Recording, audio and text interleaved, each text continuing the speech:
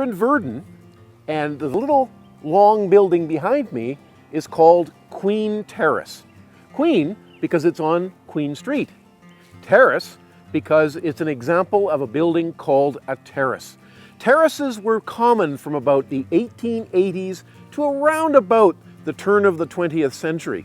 The idea was they could accommodate many people side by side in a bunch of attached compartments. Eventually, they began to realize that, well, there were maybe more efficient ways to do it by building apartment blocks. So by the time you get to the early 20th century, that's really all they built. So when you find these terraces, they're usually an indication of a building built, well, say from around the 1880s to the early 1900s. In this particular case, we think it was built in the 1890s.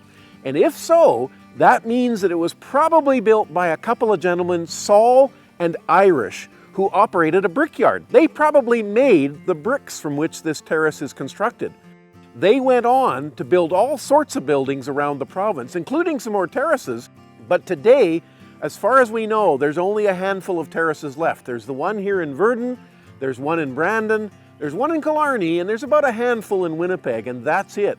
Because otherwise they switched to a different kind of technology that was more efficient. They did away with terraces. This has been a Manitoba Heritage Minute, brought to you by Sunrise Credit Union. Do you know about any other terrace buildings around Manitoba? If so, tell us about them in the comments below.